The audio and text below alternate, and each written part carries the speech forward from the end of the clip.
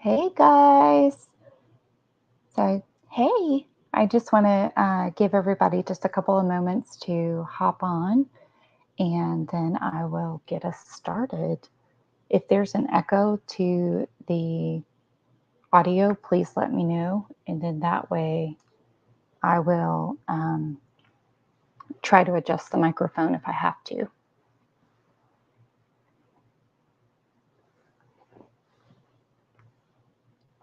Okay, hey guys. Let me see. Let me click back over. Guys, if you're here, drop a comment.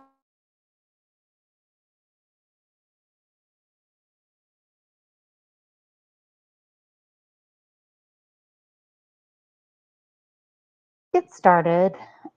Just want to say welcome and thank you guys for joining. This is my second live, so bear with me as I learn to navigate some of these screens. Um, I've had quite a few requests for this live and even to go back and look back over Hidden Motives Part 1 because some people were having difficulty with the audio because they couldn't hear over the music. So I wanted to make sure that I address that here in the beginning. So the number one reason why I had the music as loud as I did that first video was simply because in the video we can hear Shanann's music playing on her Amazon Echo. And with the way YouTube was set up, or as far as I was, I'm still learning YouTube. So I didn't want to have any copyright infringements or anything like that. So that being said, I had to have the music over her music and then add the audio on top of it. So it just ended up getting a little bit stacked. So here today in this live, I don't want to go over, I don't want to go over the parts of the video where there was no music. So I don't want it to be a complete duplicate of the original. However, I will pause and discuss a few things in detail. And then as you have comments or questions, don't hesitate, drop them in the comment section or in the live chat. And I will surely address those as we get started. Okay, so let me see. Here we go. All right, so to get started, let me make sure that the chat is to where everyone can drop comments because I'm not seeing any. Oh, hang on. There we go. There we go. I was in the wrong place. All right. I just wanted to make sure that it wasn't set to subscribers only. So if it's still set to that, let me know. I'm trying to make sure that everyone can drop their comments so that we can make sure that I address everything. All right, so with that said, I am going to switch over to the Hidden Motives Part 1 video.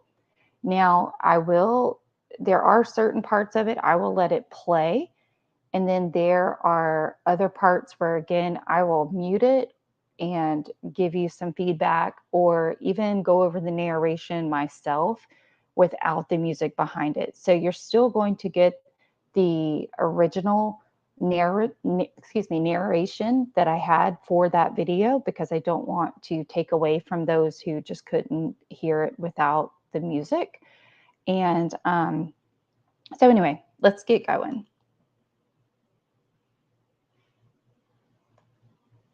One thing I did want to make sure that I'm clear about before we get started with this video is I want to make sure that I'm clear about my channel's purpose and the reason I have for diving into these cases.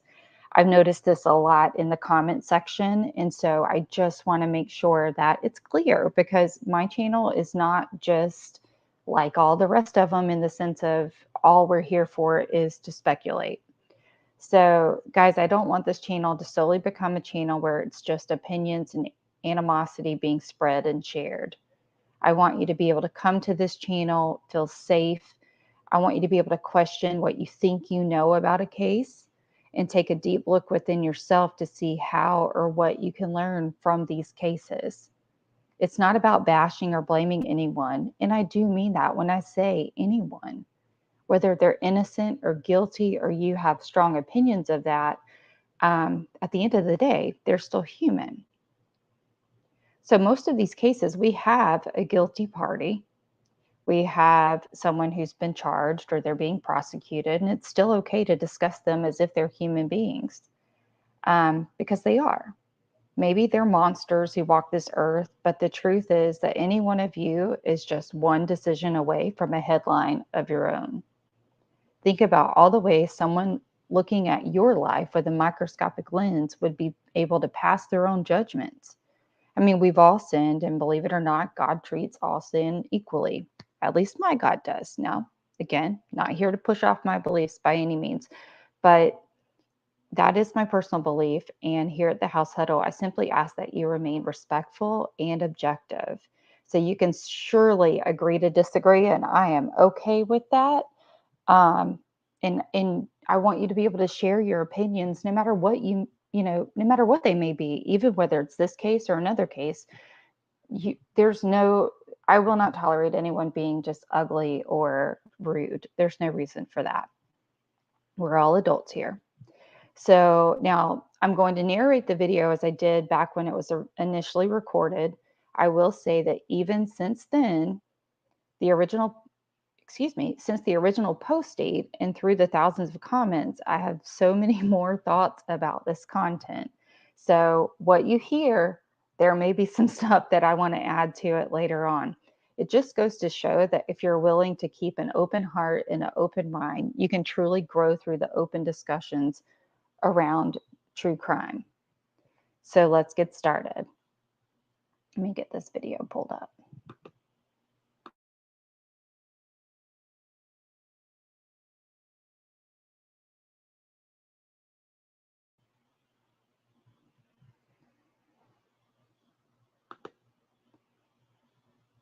As many have done over the past few years, I went back to the beginning, rewatched the videos, reread Discovery, reviewed Post, etc.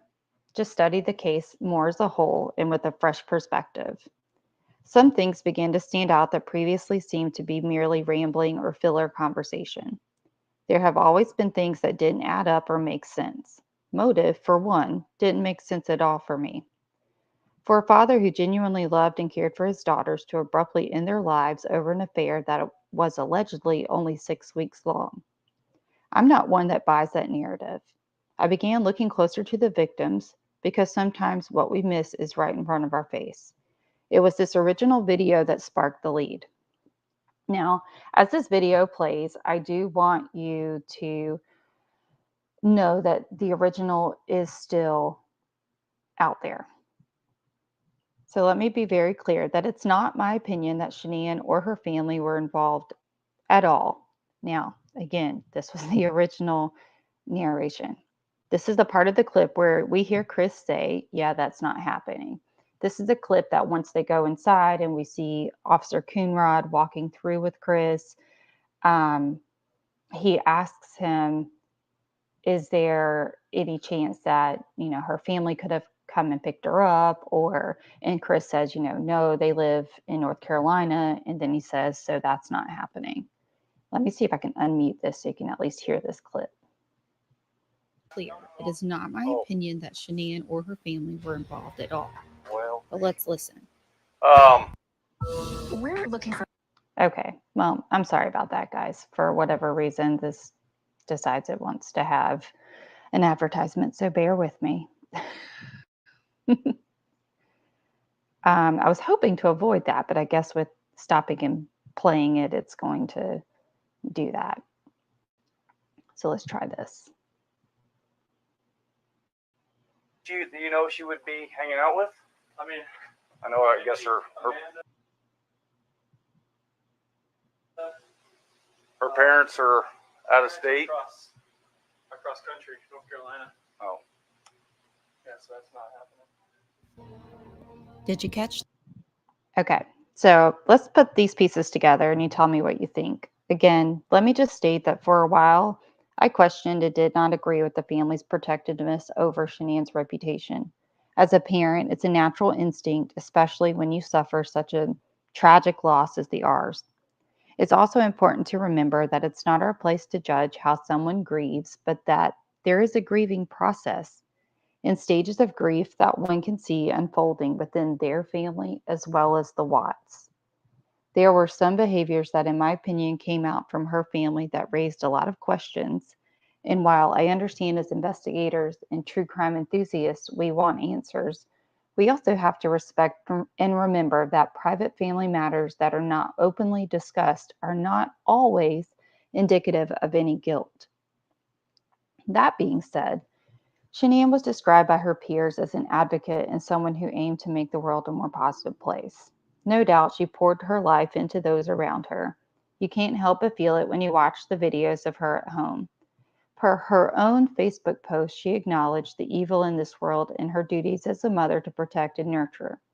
Some may argue her methods, however, there isn't a single parent on this earth who parents exactly the same way. Even among their own children, protecting our children is instinctive. So much so that, I mean, when you're a nursing mother and the baby moves in the room next to you, the milk will let down. I mean, it's a physical reaction. It is instinctive and physical. As a mother myself, this is the part of the whole case that has baffled me until now. Shanann previously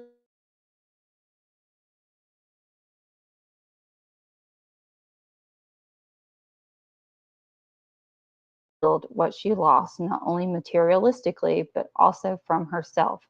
Someone remind me in comments to come back to this point because this is something I want to touch on during the discussion part at the end. Let's see, having been a young divorced woman with children and the victim of a parent-child abduction personally, during this process, family and relocation played a vital role in the decisions that followed. No doubt Shanann had done her research on the best approach and decision for their family. There are also text messages that we see towards August where she is clearly troubleshooting, trying to figure out what will be best for their family. She wasn't ready to give up on her marriage, but in my opinion, she surely wasn't going to go into these tough decisions blindly. As she's tinkering around in the kitchen, we notice a very evident change in her demeanor. Here, I'm going to try to do this again where I play this part of the video, and hopefully we don't get another commercial. But if we do, bear with me, okay, guys?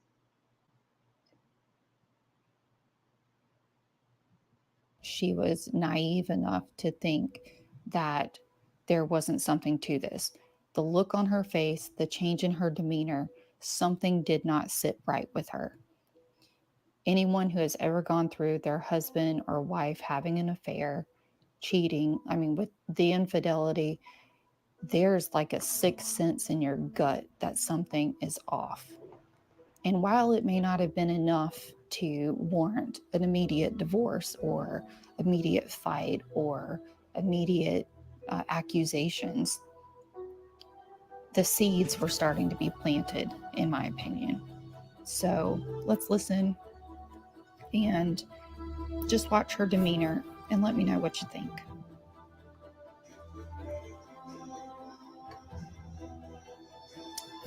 What's the mean faces for?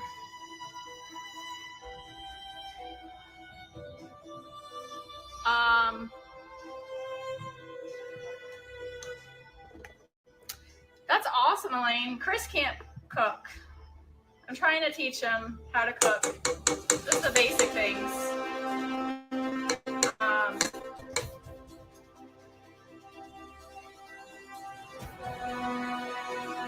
But we're working on that still.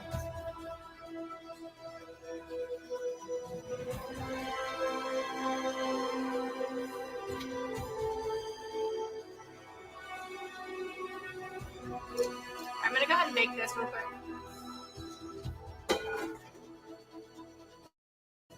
You don't reach milestone anniversaries by giving up the first time things get difficult. Reconciliation is a real thing and does happen successfully in some cases, not all of them, and it can be a dangerous state of vulnerability when divorce is imminent. Research and experience began to highlight these key factors, and a hidden motive, in my opinion, was revealed. It was more solidified once I heard Shanian's father, Frank Rusek's interview with police. Let's listen. But I feel that also Chris may have thought that if something did happen just to Shannon, he knew it would happen to him, but maybe he knew that, hey, no, these kids are not going to her parents. So these things run through my head, in thinking of what maybe he was thinking of,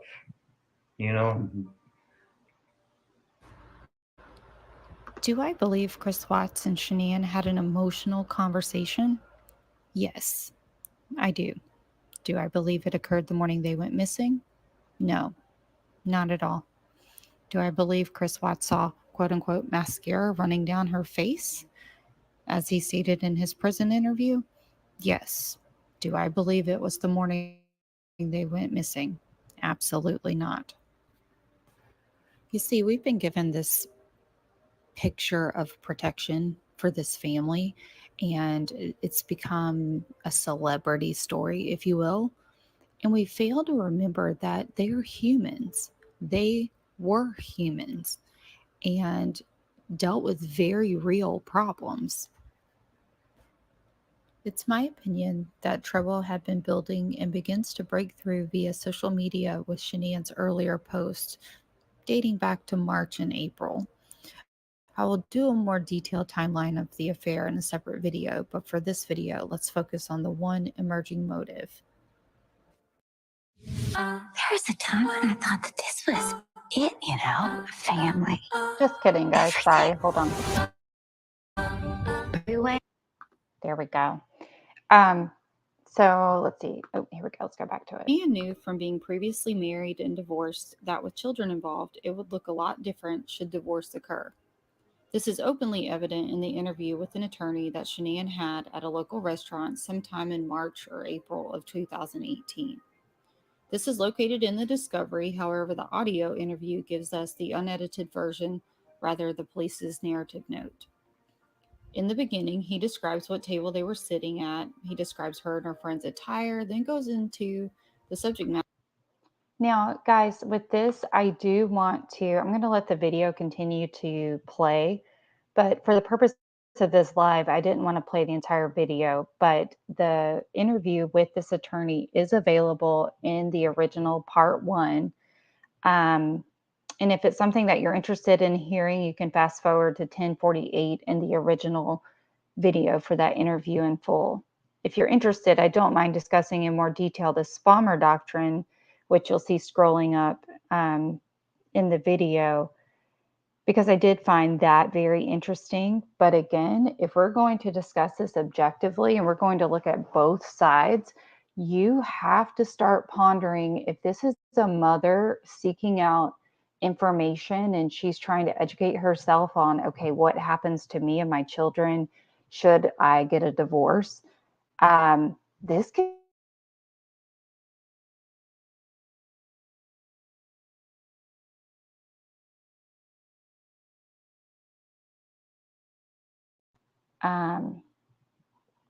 the judge will not tell you that you cannot move somewhere and he can award you custody of the children, but he can tell you, I'll give you custody of the children.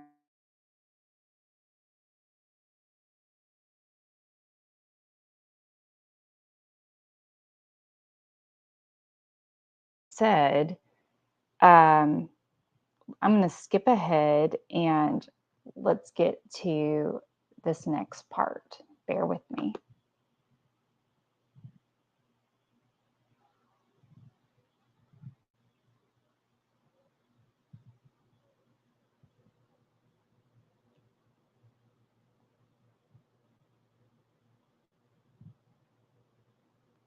Almost there. Okay. I am going to play the audio for this. Rewatching this video felt like reliving my own marriage counseling all over again. I mentioned therapy because there's a little white book that is used by some marriage counselors by Dr. Ed Wheat called How to Save Your Marriage Alone. It's a tool therapists give to help those who are choosing their marriage even when their spouse is either caught in an emotional or physical affair. Yet it aims to reconcile. It acts as a guide to essentially fight like hell for your marriage, But if it doesn't work, then you at least know you did everything in your power to save the marriage. I'll admit, in my case, it helped tremendously as far as the loss of the marriage. But now more than ever, I see how dangerous this approach can be without being honest with your peers or your family. You live and learn if you're lucky. Let's listen to Shanann. Are you able to get the same message? It's my opinion that Shanann may have had a hunch that there was someone else, though I'm not certain she knew who she was. In this video, listen to the tone of Shanann's voice, to the message. Sure, there are some promotional. Now, guys, as far as this part goes, I don't want to play the full purple shirt video because it is, again, it's a video listed under my Watts playlist. It's something that many of us have heard, and they did include it on the Netflix documentary. So it's likely that you've already seen the video.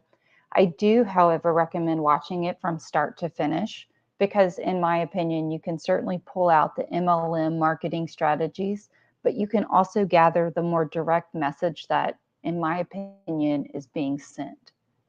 So we can go on, and by the time we reach, I think it's 32 minutes and 37 seconds in the video, is the birth announcement.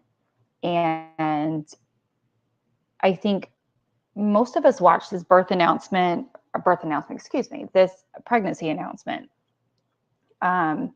When Chris finds out about baby Nico, or, that she's pregnant. I think we all can have had our own opinions of this video over time. And sometimes it's good to just step away and then come back to the case. And that's why you see some of our channels will filter through, like, we'll go to Watts and then we'll go to a different case. And then we always end up coming back to Watts because so much of this stuff is just open-ended. And so the pregnancy announcement is interesting to me because, yes, his reaction is ridiculous.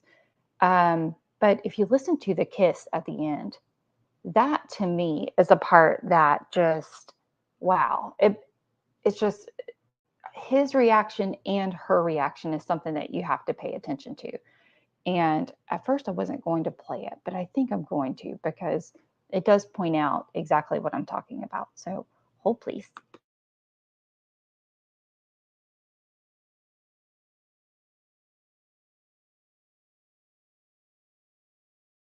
States in a prison interview that by the time Shanann videoed the announcement, he was already talking to Nicole Kessinger.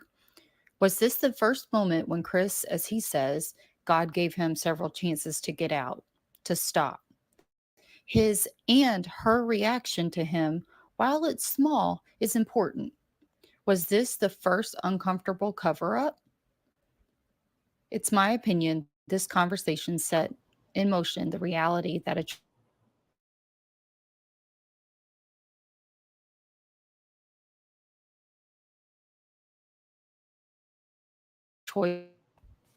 There is a mountain of evidence of the emotional war that had been waged, and both were trying to figure out their next move.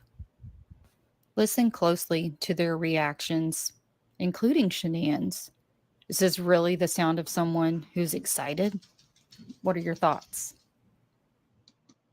I'm going to pause this for just a quick second because I do want you to drop in the comments. What are your thoughts? Like when you're watching this, and especially for those of you who are new to the case and maybe you haven't put the pieces together yet, but at the time of this recording, Chris has already confessed that he was already involved with Kessinger at the time. Now, it's argumentative as to how long they had been involved. It's my belief that it began probably back in 2017. I still think August is a very big date and month for Kessinger with Chris for many reasons. And I go into that in other videos. But for this video, keep in mind that Chris already admitted to being involved with Kessinger during the time of this video. Listen to both his reaction and Shanann's reaction.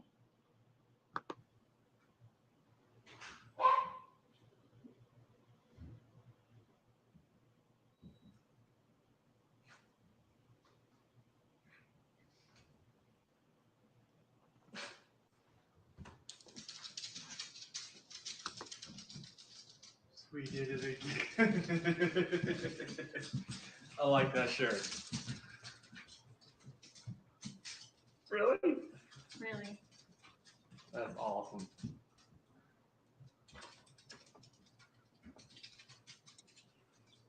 So pink means, That's just the test. I know, it just says the pink is going to be girls. I don't know. Just the test. That's awesome. Such a loser. The pink means girls. Please. That's just, that should just be an indicator of how disconnected he truly was from that. Awesome.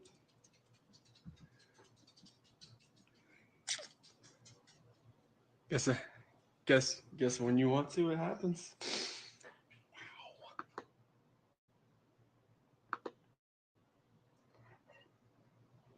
So I don't know. What are your thoughts, guys, about that? I will say that as we move on, Frankie Jr. reached out and in the original comment section and stated that this one clip that I have of the initial, like it appears to be that first Facebook post that Shanae posted about announcing it, that they were pregnant. It's coming up here. Let me see. So here we see that she started mentioning what she wondered what 3 babies would be like. And then the post just kind of continue to allude that she's been thinking about another baby. I am going to pause right here because I do have this on a slide as well that I want to share with you guys, because this to me was just something that she posted, and it really just stood out to me because it says, it's part of like an article that she posted, but it says, your time management skills weren't good to begin with. MLM simply exposed it. Your relationship was already struggling. MLM simply exposed it. Your lack of leadership skills weren't as good as you thought. MLM simply exposed it. I have pointed fingers a lot in the past too, but this just keeps us in a prisoner mentality. And the only way to escape this is when we realize we hold the key to unlock our greatness, nobody else. I don't know. So many thoughts, but I would love to hear your opinion on that. Let's go back to the video. So it kind of scrolls through this. I mean, this was a really interesting post that she did. And then this is so this right here is the post that I had questioned in the original video. It was dated June 10th, 2018. And I do believe if you go back in Discovery and check the dates of the emails between Kessinger and Chris, when she says, thank you for being honest or something along those lines, it lines up with this.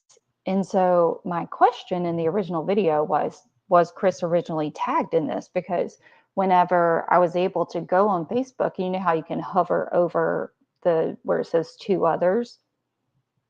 I hovered over it, and what it ended up telling me was, it was like she had tagged her brother, her mother, her father, but that was it. There was no one else. There was no one else that was tagged. So what Frankie Jr. had explained on the original comment section of this video was that Chris was in fact tagged originally. However, whenever he deleted his Facebook, the tag was removed. So that does kind of explain why we do not actually see it. But yes, Bumblebee, I did notice that it did not include Cindy or Ronnie in it as well.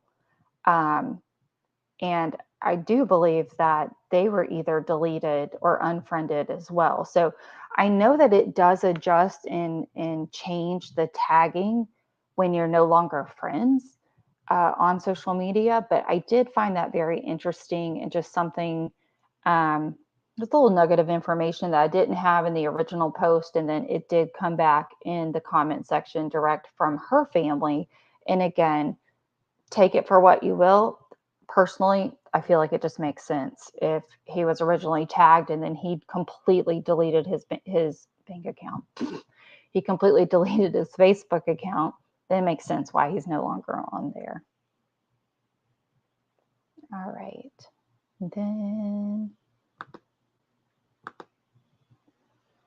then here's something that I really wanted to bring up and just discuss, and that is, how do we stop such a tragedy from being repeated? More and more, as larger networks have created these quote unquote documentaries without having actually read or studied the case any deeper than the headlines. This is apparent by their lack of factual knowledge and evidence. And the disturbing truth is the system is failing to serve the public as it's intended to do. By turning in and turning away in ignorance, we only reassure the tragedy will repeat itself. And guys, this is so big on this channel for me because this is why I started the channel. I have loved and enjoyed many, many platforms, CDT, ATS News, Unravel, like the many different perspectives and even just the communities where we've been having these discussions ever since, 2018. And people ask all the time, well, just let it be, or just leave it alone, or just that. Well, if that's what we do and we turn a blind eye to it, it just keeps happening. And then more and more and more, these red flags are becoming the norm. And it's just suddenly, oh, well, I never saw it coming. Well, how did you not see it coming? And it's just like in this case in particular, there are so many areas where people just ignore it, or they say, oh, well, she was just being bossy, or he was just, he was disconnected, or he was passive, or, well, guess what, guys? Passive aggressiveness is not okay in a relationship or a marriage.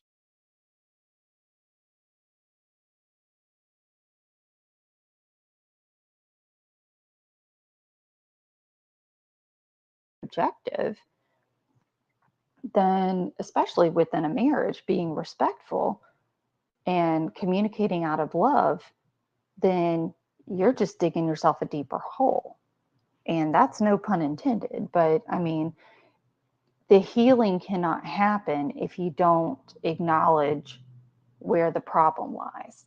And so with this case, it's just my opinion that that is a big area and a big issue that I see happening even in the comment section over and over and over. If you just pay attention to how people talk to each other, even in the comment section, it says a lot about someone being able to just communicate. Okay. So again, the purpose of this channel, let's talk, let's discuss these cases. Let's look at the red flags from all angles. It's not just Chris. I hate to burst that bubble to some people. It wasn't just Chris. And you don't get off being coworkers and saying, oh, that was his business. Oh, that was his business. I don't care who you are. You know good and darn well. I mean, if your coworkers are talking and you hear something that's concerning, at least reach out and say, hey, man, is everything okay? Or, hey, girlfriend, like, I know your posts and everything seem happy, but are you, is everything going okay? Because we've been around social media long enough now at this point that we ought to know that what's being put out there on social media is not always the reality of what's happening behind closed doors. So you have to take that into context across the entire case, not just, oh, let's look at Chris, and oh, let's just look at Watts. No, you have to look at everybody. And boy, Kessinger's father could not have said it better when he said that oh, are y'all just going to like shove a bunch of this stuff in here and just release it just to give them something? Like, he literally says that in an interview. It is documented, it is recorded, and that is exactly what they did with this discovery. So anybody coming into Watts and you're new here and you've not yet really dove headfirst into this case, just know that a lot of the comments and a lot of the commentary that you hear and you're going to see regarding this case is because we were given a discovery that contradicts itself so much. The narratives do not match the evidence. That is why you have people questioning things. And so there is no harm and no foul, in my opinion, in questioning what doesn't make sense. There is, however, a kind and respectful way to do it. So that being said, I do want to move on.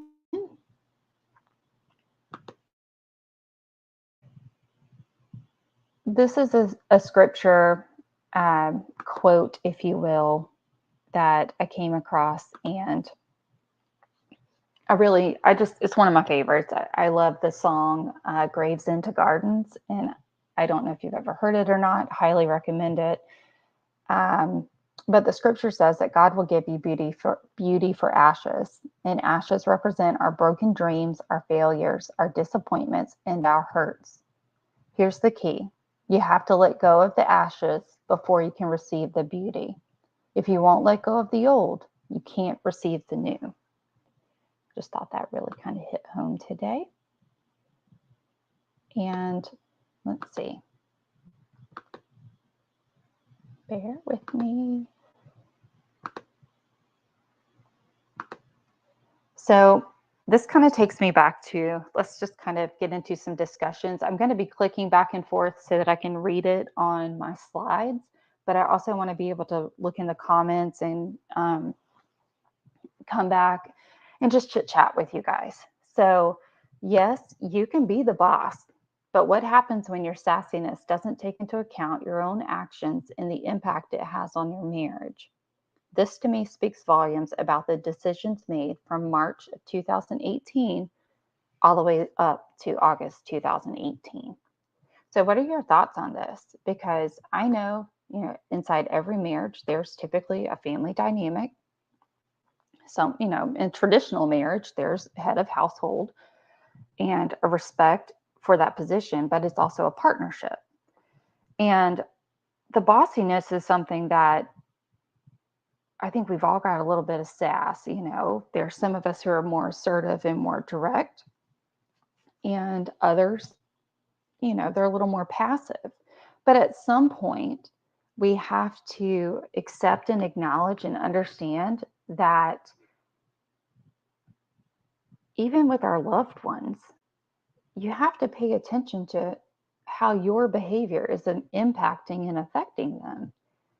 If you're just like, I'm just going to be myself, I'm just going to do my thing, and you have absolutely no concern for what those in your, in your family, how that's going to impact them, then you're kind of turning that blind eye to what are they really dealing with, And here in Shanian's defense, I do also want to say that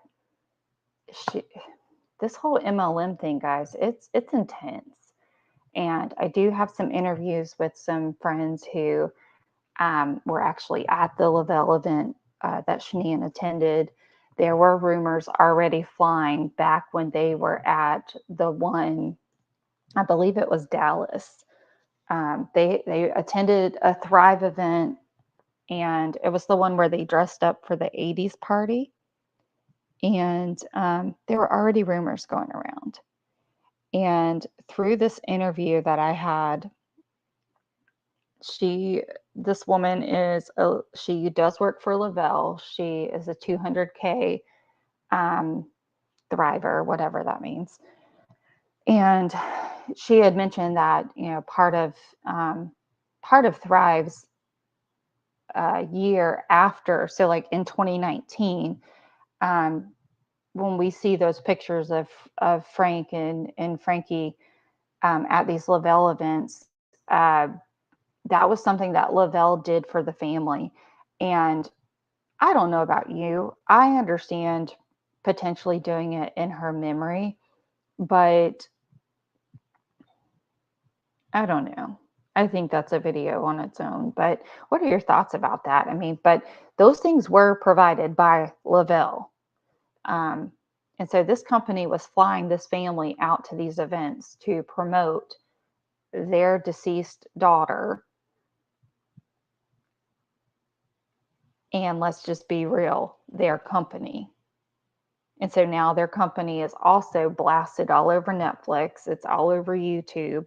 And I will tell you that there has been a resurgence. There has been just, I've seen more Thrive popping up on like my Facebook than I've ever seen before. And I have friends who, because of being in bodybuilding and in the fitness industry, would never in a million years turn to that type of stuff because we talk about nutrition and being lean and cutting and all of those good things. But I mean, I'm seeing people starting to use this stuff that I'm just like, really? You're buying into this? So I'm just curious, what are your thoughts? Have you guys noticed that on your social media? I do know that there's another major MLM nutritional supplement brand, if you will, that has a huge overturning. Um,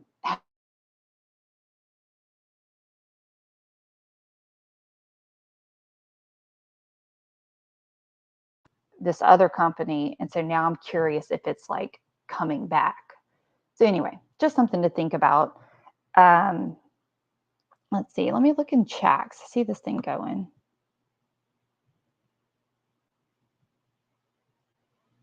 Okay, so I see we were talking about, or some people were talking about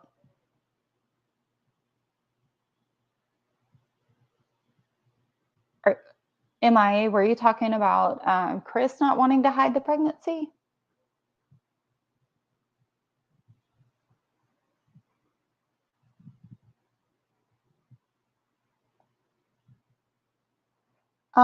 Gianna,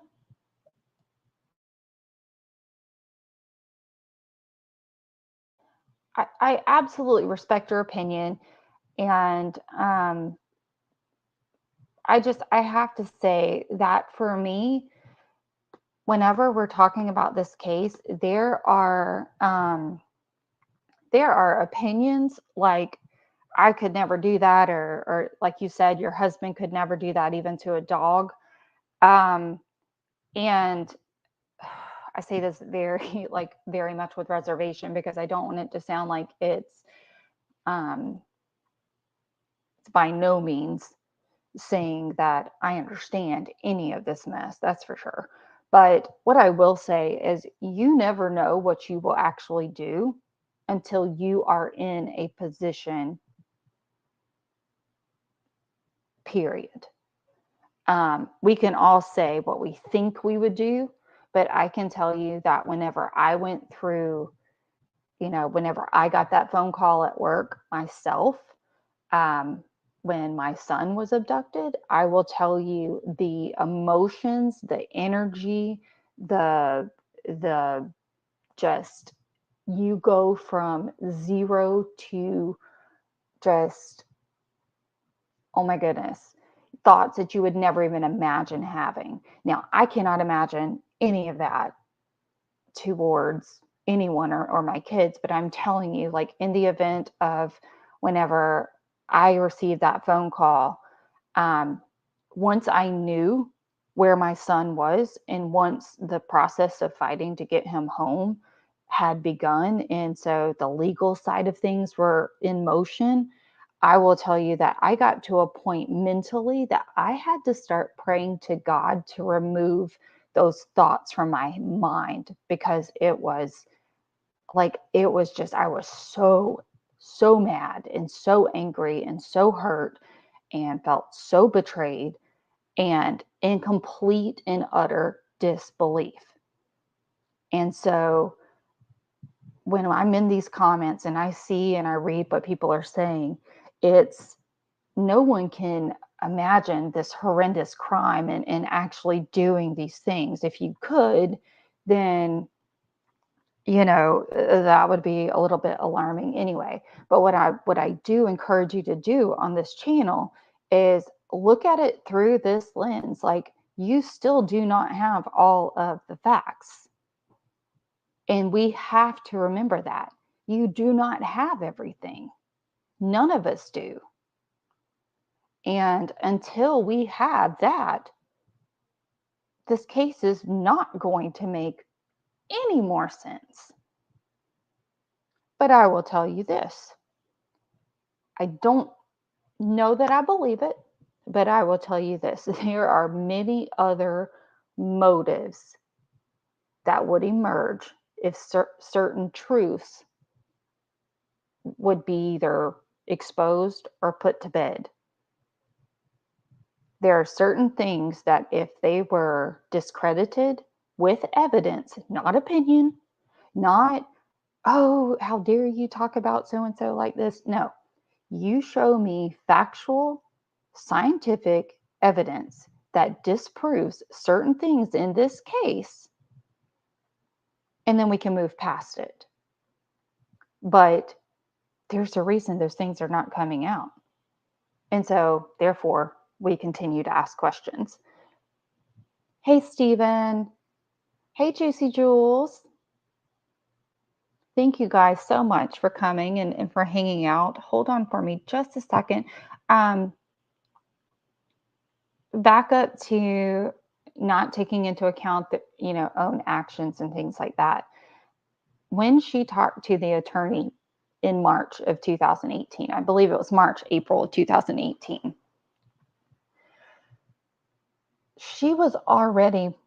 the wheels were already turning in her head. So for people to say, oh, this didn't happen until 6 weeks, this didn't happen until 6 weeks, even if, and that's a big if, even if Kessinger did not enter that picture at that time, this thing was already spiraling before she ever got into the equation, if that's the case. But then we have the Google searches in 2017 telling us completely otherwise. This woman didn't just randomly decide she was going to search this family and then coincidentally a year later, or 9 months later, they're dead. That doesn't happen. Hi, what's the obsession?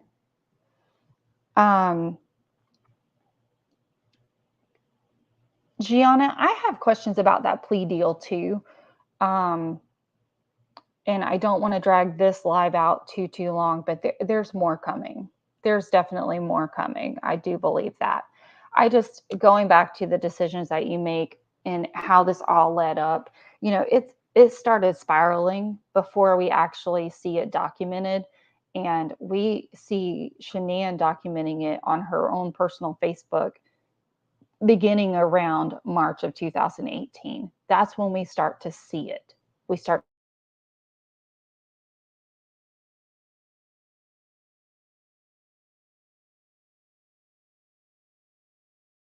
They essentially tell the story on its own. And that's why, to some extent, I wish Netflix would have just been honest about it and would have just said, hey, we have access to her Facebook. So here you go. Date after date after date after date. This is what it means. Thank you so much, Amy Walker. I do appreciate you. You're the first ever super chat. Thank you so much. So Mia, I agree. He was definitely acting different. This stuff, it's really difficult to try to discuss it and do so without always, I'm such a storyteller and like probably an overshare to some degree, but I'm very open with my own personal testimony because there's certain aspects that when you've gone through it yourself, and I mentioned it in response to some comments previously, you start picking up on things. When you've already been through it before, you start picking up on things. Mia, I agree. The documentaries, are a joke to me. And I don't understand how they get so much money, but they don't do any of the research. And I want to be careful because obviously, like, people get their feelings hurt about certain things, but there is a very popular book, and it is not the plagiarized one, or it's not that author. It's a different author. And this author has actually been also, she calls herself and she, I guess, I don't want to say calls herself, she is quote unquote a professional. She is licensed. She has gone on some of these documentaries, and she has been like, I just know that this is what type of person he was. This is what he did. And I mean, but it's the cookie cutter. This is the narrative that we've been given. And so it is just mind blowing to me how you can be a professional and you're going to give your professional opinion on something that you clearly have not even taken time to read the discovery. Thank you, What's the Obsession? I appreciate you. Oh, I got to figure out how to do this. I think I can click and highlight you guys and put you on the screen. I don't know how to do that. I would totally do that if I could figure it out. I don't know if I'm doing it right.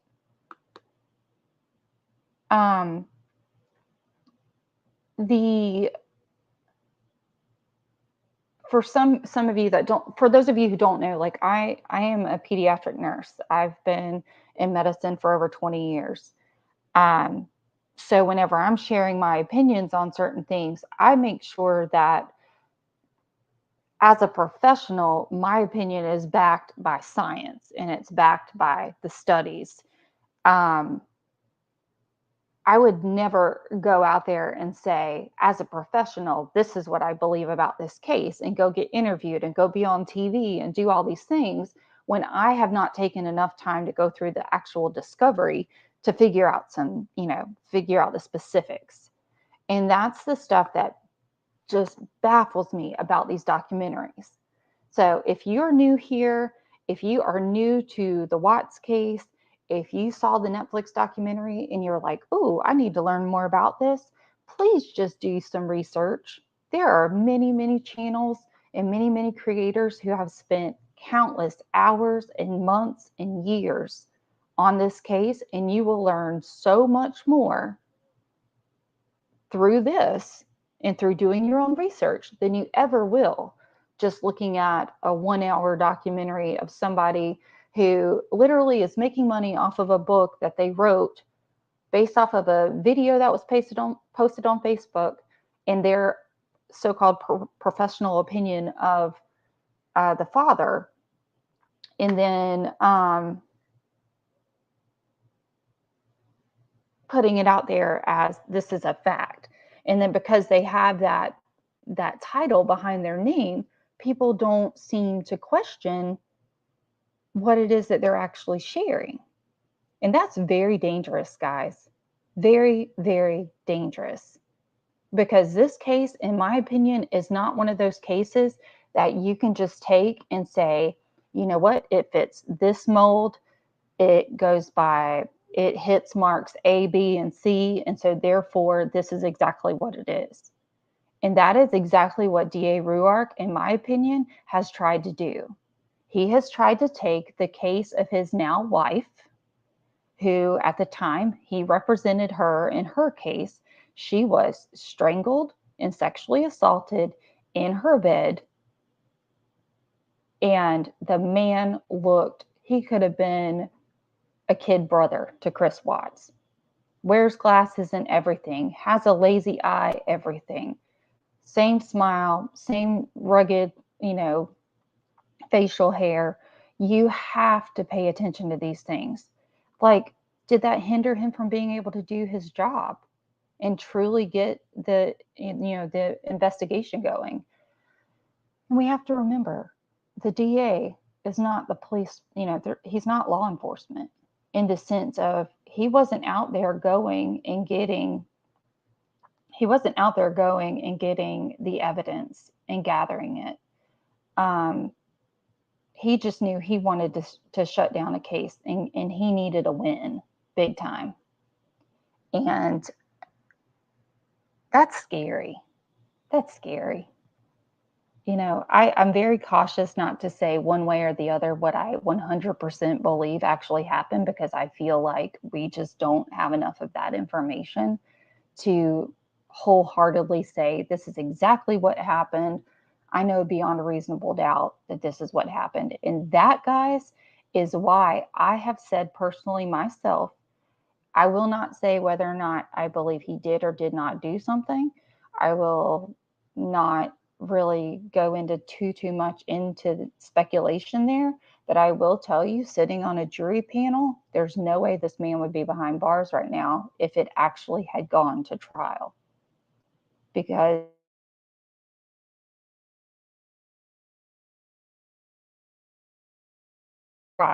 they would still be gathering evidence and we would have heard so much more about it. More would have been questioned. And then there's just too many unanswered questions that would be presented to a jury that, in my opinion, there's absolutely no way that they would have been prepared to try this case as it stands right now. And Detective Baumhofer knew it. Tammy Lee knew it. Every detective that worked this case knew this was not a slam dunk. They had a theory and they shoved it into the mold. And Chris just, I still don't get how his dad walked in there and didn't just tell him to shut up and get up and walk out of the room. I'll never understand that. I will never understand that. And I want to see that polygraph. I want to see the actual graph of every time he answered a question. What did that look like? Because I don't believe the narrative note or the notes. You can take the notes from an interview and you can compare it side by side, and they do not match up. Interview after interview after interview after interview, they do not match up. So how are you going to tell me that this little paragraph and a half or 2 paragraphs of a polygraph test is going to be so significant, but yet you don't actually show us the graph? Everything else has been scanned into Discovery, supposedly. So, kind of got off on a little rant there with that, but I've seen a lot in our discussion groups. I did go into more detail about Ruark's wife's attacker. I did that in a different video. It's on my channel, but it was done a while back. But thank you, Unravel. I appreciate you guys.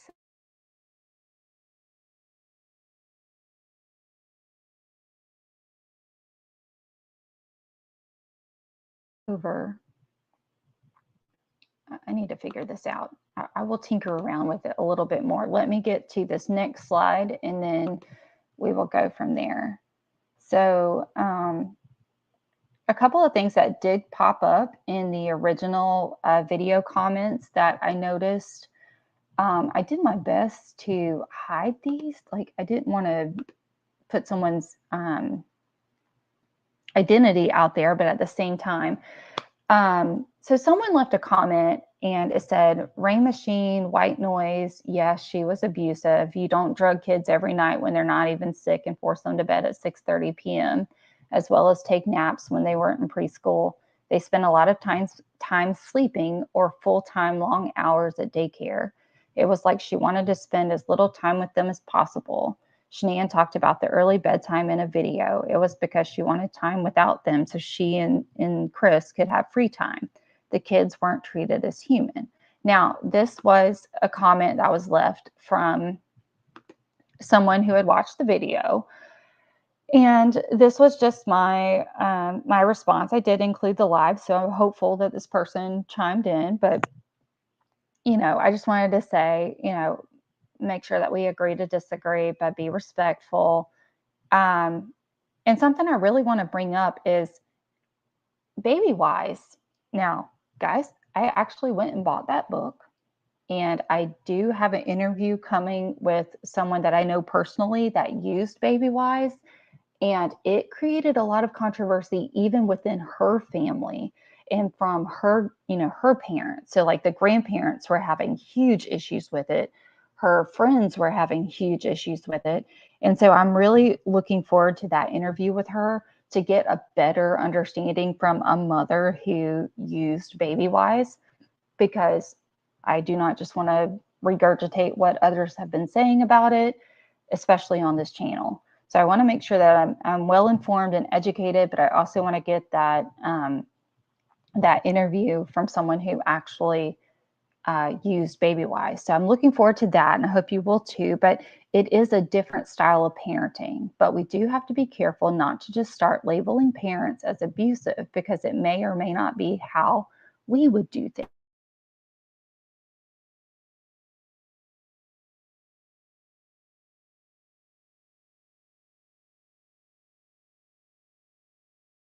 When she was at home. Now, again, we have to be careful not to pass judgment, because she worked from home. Whether you agree MLMs are work or not, I will tell you right now, doing this live stream, I have told my children, do not come in here. And now, guys, they're teenagers, but I'm like, y'all need to be quiet, because I don't want to have to like be interrupted. So if she's trying to work from home with two littles, that can be really, really difficult. So I understand to some degree if you need to send them to a school, or, VPK here in Florida is a program where the kids can go and they go for half a day and then you go pick them up. Now, sometimes I saw where she would go pick Bella up at half a day. And so again, that could be a whole other video on its own. But point is before we start passing these harsh judgments on whether or not we feel like someone is, throwing that word around as abusive, that's a very, very strong word. And we do have to understand that as parents, we each have that right to choose how we're going to raise our children. So there's nothing wrong with needing, quiet time in order to work from home. And there's nothing wrong with wanting the kids in bed early so you and your spouse can have some alone time. I mean, honestly, it's a healthy practice for your marriage. This again differs on what type of parent you choose to be. So what works for one doesn't always work for the other. And as for the drugging and the Tylenol, that is the part where I mentioned in this slide that I purchased the book and that I would be discussing it and going over it.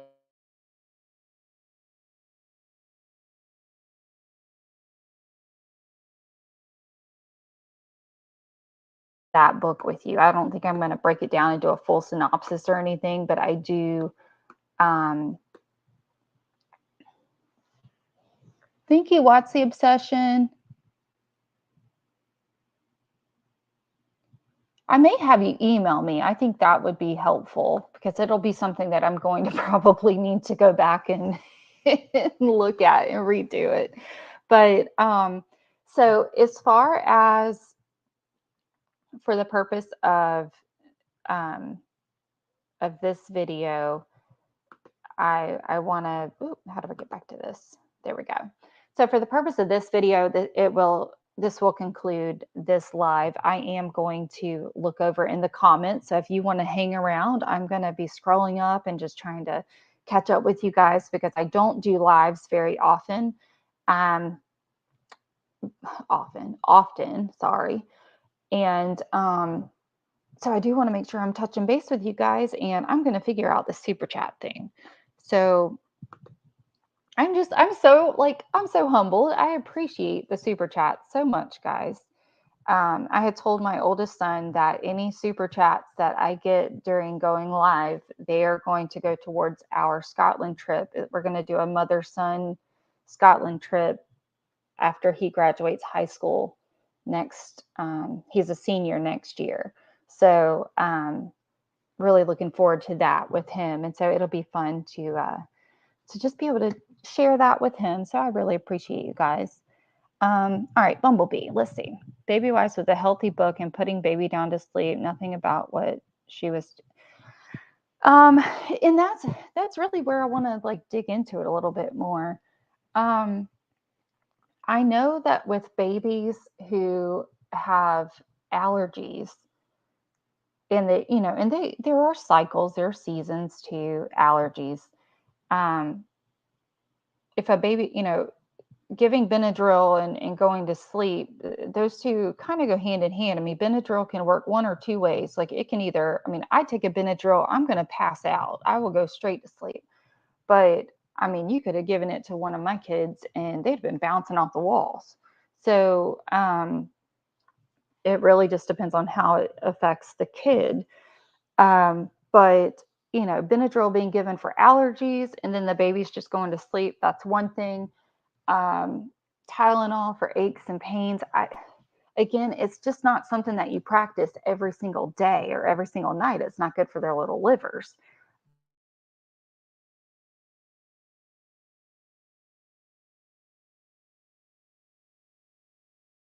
So let's see, Baby Wise didn't encourage rocking a baby, which is detrimental. It is intended for an age range.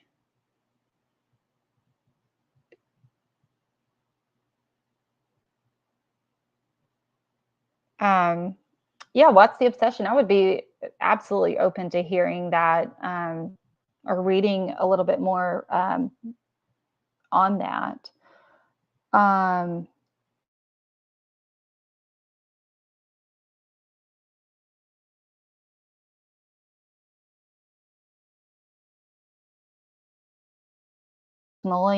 And then that way I can give you my objective opinion on it, because obviously there's many opinions about what she was doing and then what that meant as far as like what the book actually did and said. Amy, you know what? I really can't. And I say that because there's just nothing more amazing than holding a little newborn baby. And you know how they do like that little inchworm thing, like when you pick them up and they just like they scrunch their little bodies up, and oh, it's so sweet.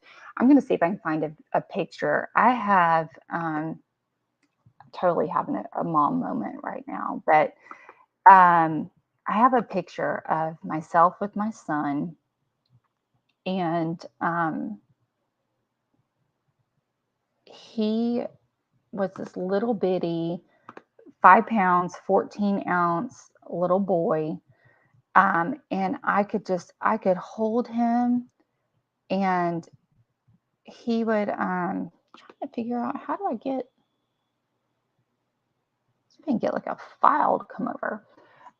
He would just have like this little, he was just so little, and he was only 19 inches long, and it was just like holding a little football. And now, oh my gosh, guys, now he is 6'4", and I couldn't hold him. I couldn't hold him that way if I wanted to.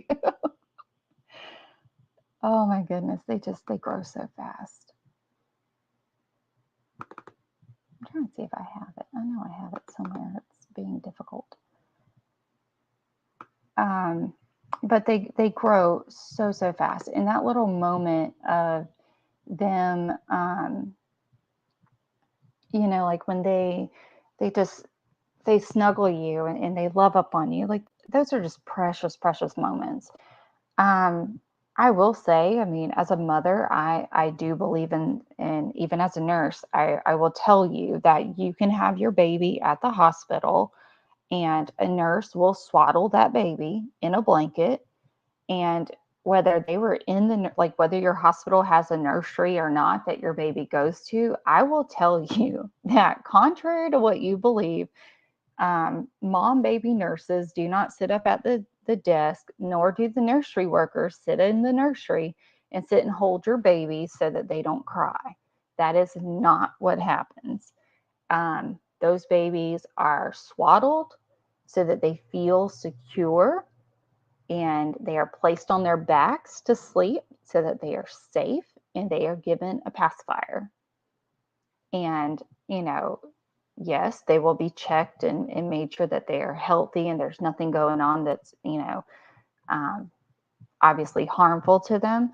But self-soothing is a real thing. It is healthy. And there's some adults that clearly never had to learn how to do that. And that's why they turn to so many other substances to ease their pains, if you will. So, yeah, the skin to skin is so, I believe in that wholeheartedly.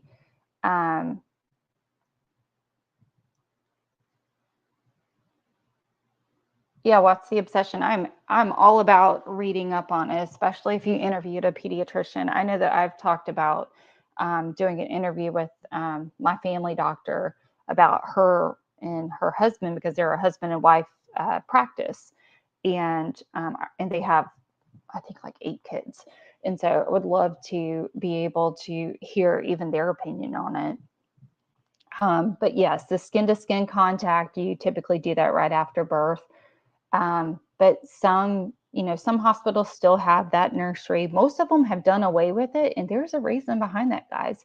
Do you guys know that the reason the majority of mom baby units in the hospitals no longer have nurseries that they take the babies to is because the whole concept is that, yes, mom is tired. Yes, dad is tired. But the reality is in 24 hours, you're about to go home with your baby, and no one is essentially going to be there to help you take care of it. So tired or not tired, you got to get yourself prepared to go home. And so that is one of the number one reasons why hospitals have done away with those nurseries where they would take the baby so mom could rest. It happens every now and then, depending on how traumatic your birthing process was. But for the most part, we would have, I spent some time on mom baby, and I will tell you, as a healthcare worker and a nurse, it's really difficult because you just want to hold the babies and do, just all the snuggles. But the truth is, when you get home, you can't just shove your baby out the door and just be like, oh, I don't want, I need some time to sleep. So here, take my baby. Like, the reality is you just had this baby. This baby's going home with you, and you're now responsible for it for the next 18 plus years. So welcome to the club. But so yeah, whenever I'm reading some of these comments, it's really interesting to, I don't know, just see the tone in the comments. It gets to be a bit much sometimes. What's the obsession? I don't take it as you being pushy. I really appreciate it.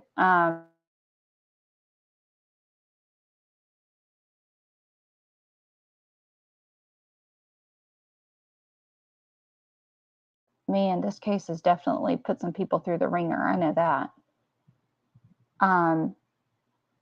Let me see if I can go up a little bit further. Kristen Parker, I don't believe that Baby Y suggests drugging the kids either. I really don't. I'm looking forward to that interview with my friend just to to get her opinion with it. But let me address this, because I did address it in the last live, but I was still relatively new, a new channel. And so oh,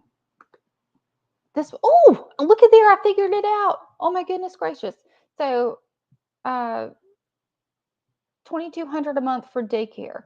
Guys, something I noticed about this, and I would totally pull.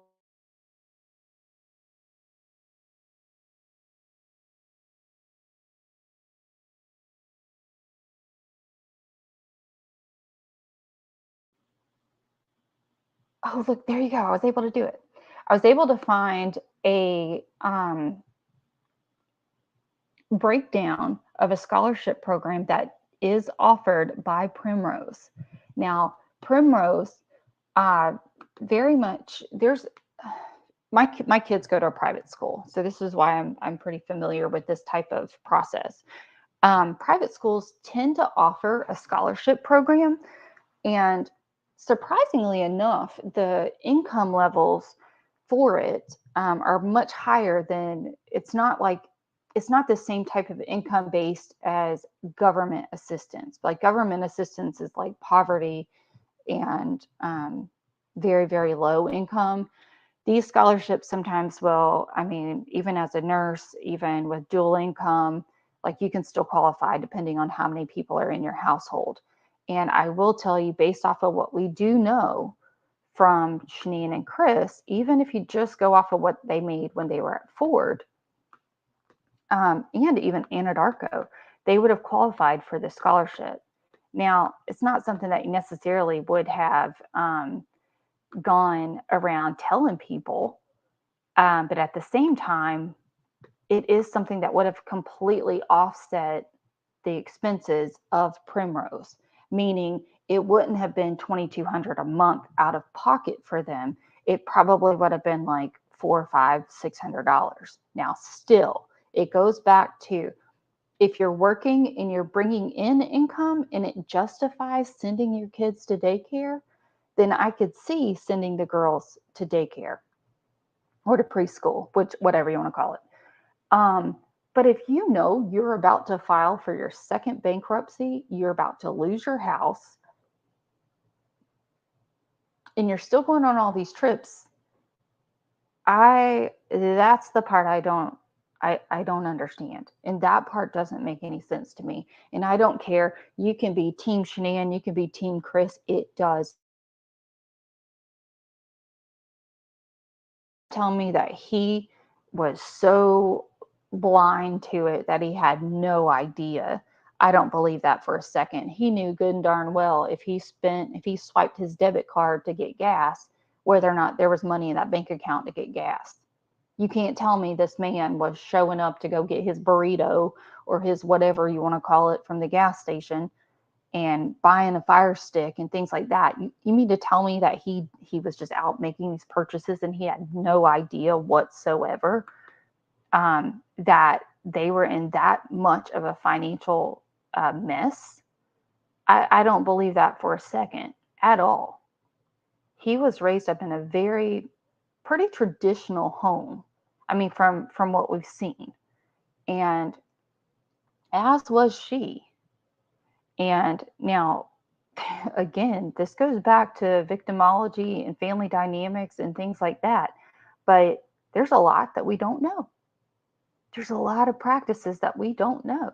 You know, did they see one parent hiding financial things from the other parent and continuing to live a life however they wanted to, however they wanted to live it? And that's not healthy. But that's something most of us can't really touch on, because if we start hitting on certain topics, then, oh my goodness gracious, we're going to have our comment section just going absolutely crazy. Now, Georgie, it's overwhelming for some people, and that's a very real situation. Some people think that, oh, I'm going to have a baby and it's like having a new purse, and that's just not the case. I mean, yeah, it's cute to dress them up and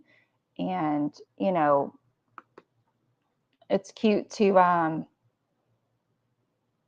play with them and stuff. But somebody asked me right now if I want to have another baby. Absolutely not. I will tell you right now, I enjoy sleeping in, and I love having my babies are now teenagers, and while sometimes it's bittersweet, one day in the pretty darn distant future, I hope. I mean, eventually I'll enjoy being a grandma, but not anytime soon. But you have to be able to know, when enough is enough. And having a baby is a big, big decision. That's for sure.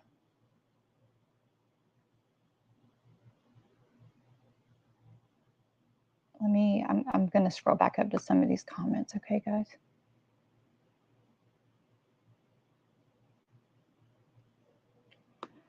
So here you go. CW said he was tired of being housebroke.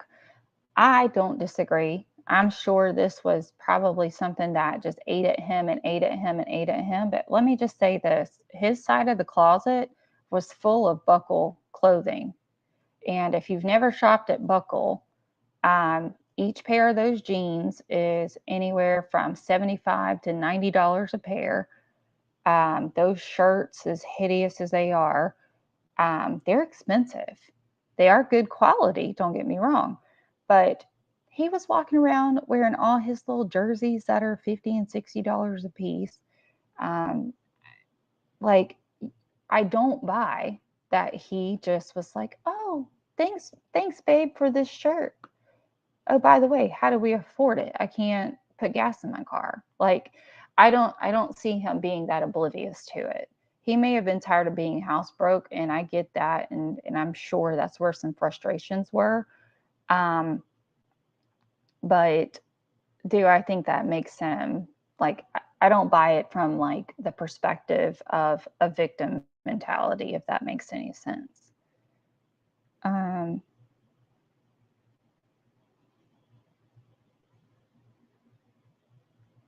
Kristen, I'm not going to highlight your comment just simply because I don't want to awaken any more beast on this case. But I will say I have yet to see any documentation regarding CPS, and I'm going to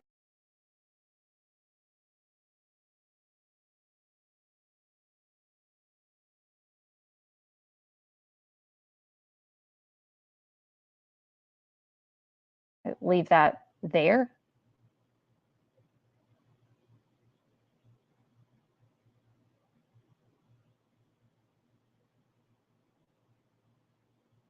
What's the obsession? This is something that, and I'm really glad you mentioned this. Because you're saying this was something she did, was like passing off the baby and trying to find someone to help take care of them.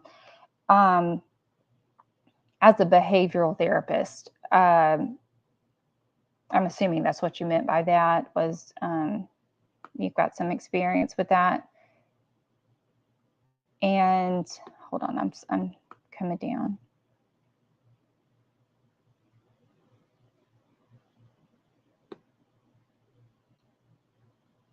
Here we go. Let's see. If you're a mandated reporter and came across this post, you have to report. Which post are you talking about? That's the one I am curious. Like, I'm asking because I'm curious. What post are you talking about? Because I am somebody that has to report abuse whenever I see it.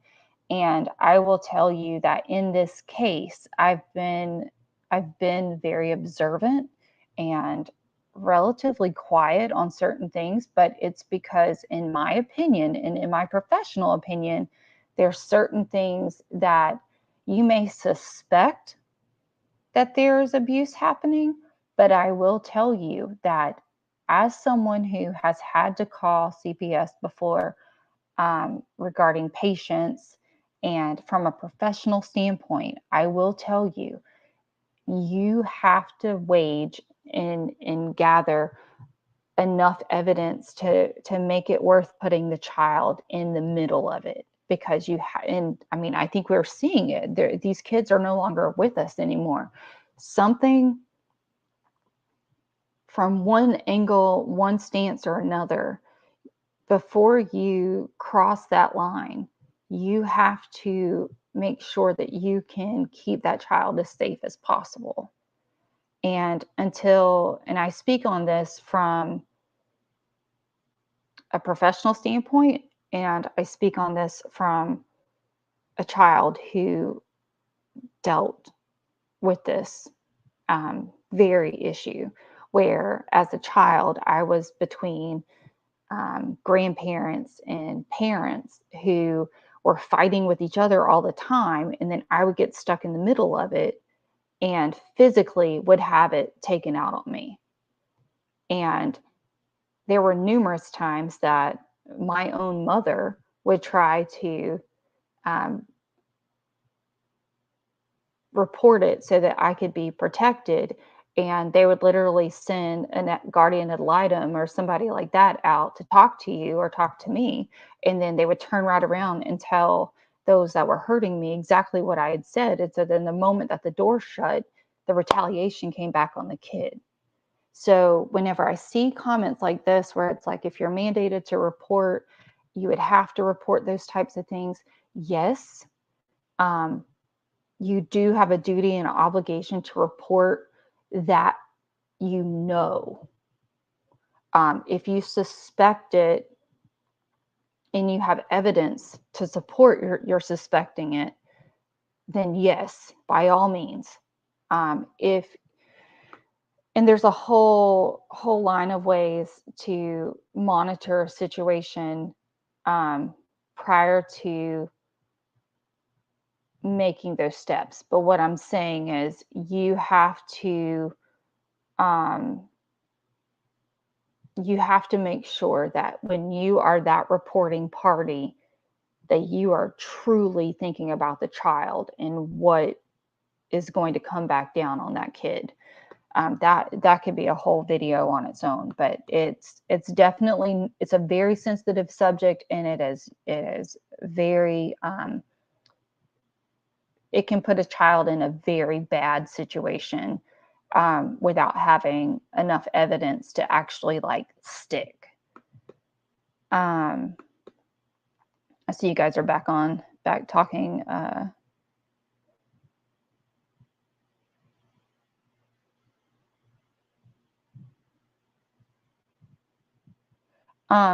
You know what? This right here, this is a very good comment too, because I think this speaks volumes about the majority of us that have been involved in this case. And I will tell you that where I stood on this case from the beginning to where I stand now, after the years of educating myself, digging through the files, digging through the discovery, seeking out professionals' opinions, reading different books about certain topics, really, really educating myself, I will tell you that what I thought in the beginning is not at all what I think now.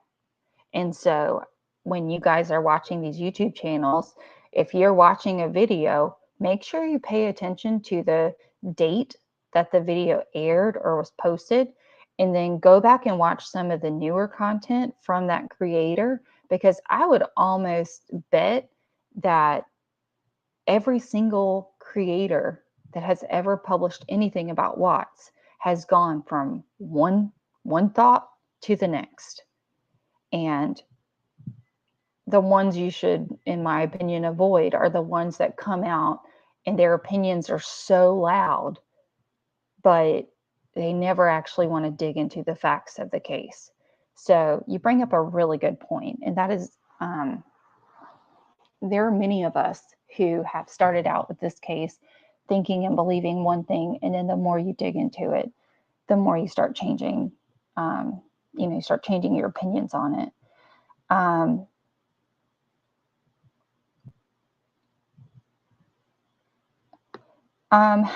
This right here, I'm going to, no pediatrician said, okay, give your toddlers Benadryl for sleep. I actually will tell you that there are pediatricians who will tell you that if you have a restless child and they will not, they cannot be soothed and something is irritating them, try a little bit of Tylenol or Benadryl if they have allergies.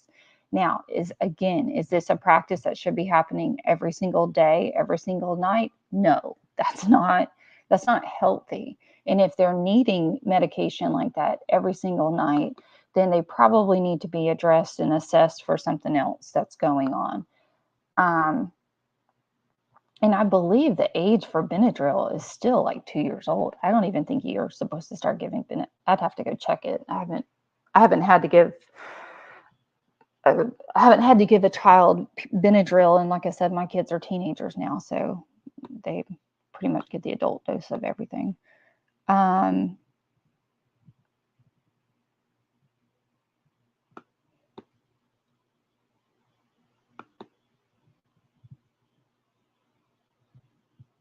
Well, everybody that's a nurse or in any kind of profession, as far as law enforcement, medicine, as a teacher, I mean, you're charged with that mandate is to report abuse if you see it.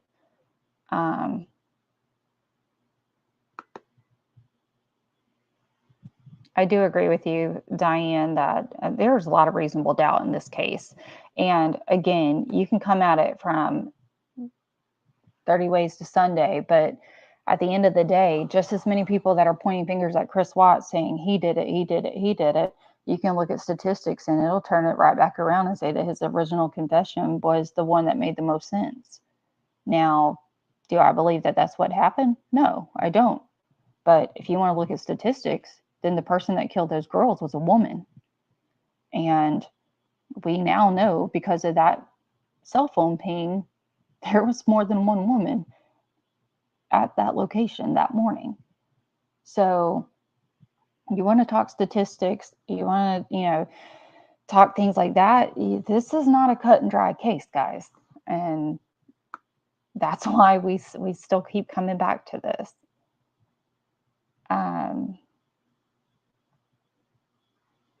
Amy, you know what? This is a very true comment. There are many, many situations where, unfortunately, because social services is one of the lower paid professions and overworked professions, it's really, really sad. Really, it's heartbreaking to see the amount of concerns that get pushed to the side. And I say that because I've literally seen it all. I do pediatric nursing in the community. So I actually go into the homes of people within the community. Most of them are in poverty. There have been numerous times that I have had to report cases where I, as a medical professional, didn't feel safe, let alone having a kid in the environment feeling safe. And literally have been told by not only law enforcement, but social services as well, that, you know what, it's either the kid stays here or the kid gets put into essentially like a pediatric nursing home. And which do you think is worse? And that's just heartbreaking, because there are so many kids that deserve a much better life than the ones that they're given. And so please, guys, whenever you hear me saying things like, when you go to report, you've got to pay attention to certain things, it's not because I haven't seen my share of stuff that I'm like, oh, heck no, like this is not okay. I've seen horrible, horrible things that how these people were not even arrested is beyond me. But law enforcement and social services will tell you, what are we going to do?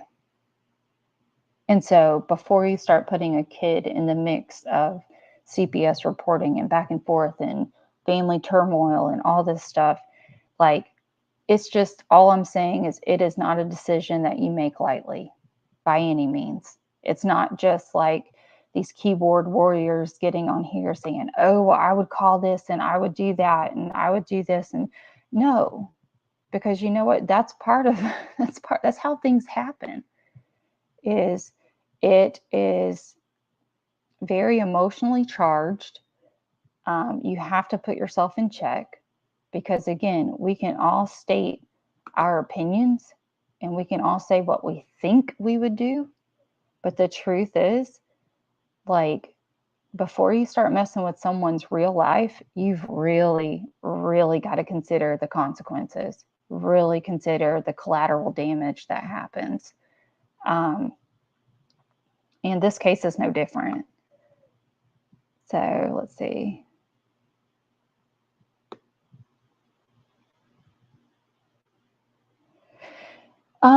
Nancy, I'm reading your comment. I'm not going to put it up on the screen, but I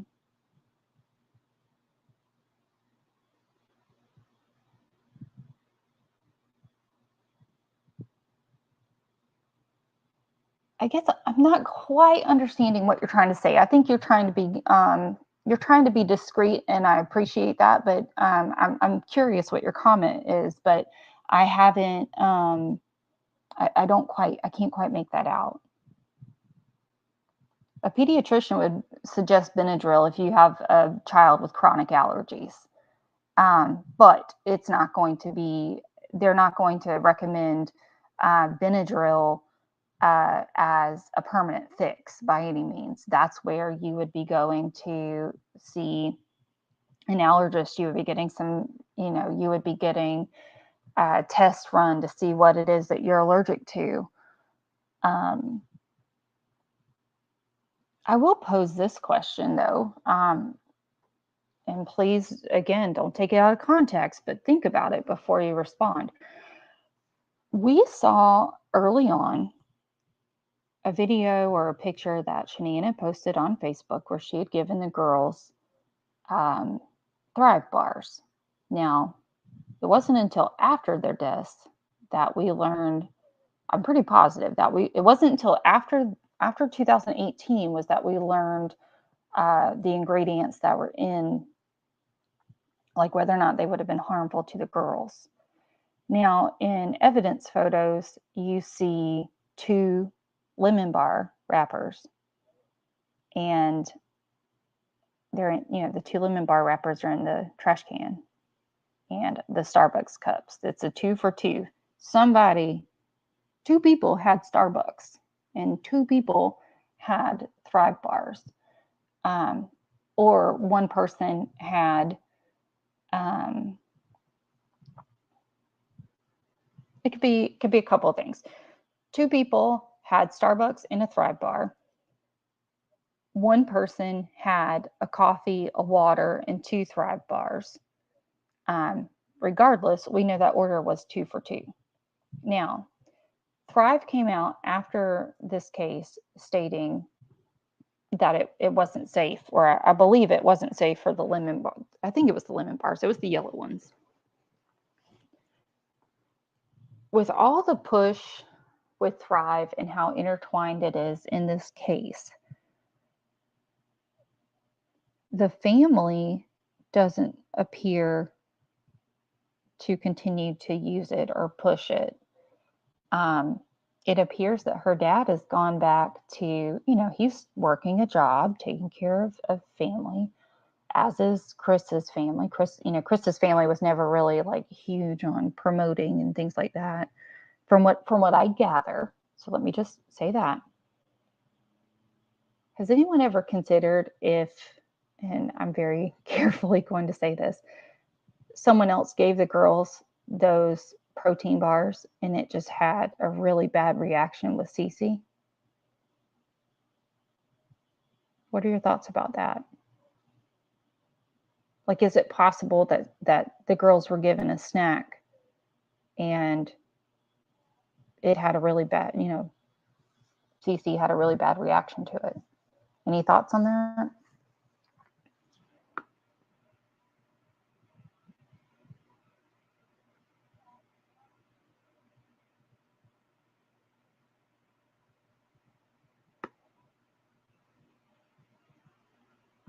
MIA, I will address this and tell you that, yes, that is what is on the box. For anyone who has dealt with chronic allergies, though, I will tell you that sometimes, and that's why they always say consult your physician or consult your pediatrician, it's because, yes, the box may say one thing, but your pediatrician may say, you can give them this much Tylenol. Because, for instance, whether it's Tylenol, Benadryl, the doctors will adjust the dosage based off of their weight, and then they'll give you a more accurate dose than what is put on the little graph thingy on the back of the bottle or back of the box. So just a little information there. Zephyr Hills.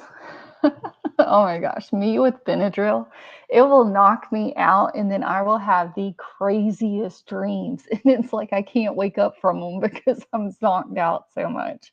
So me and Benadryl do not mix.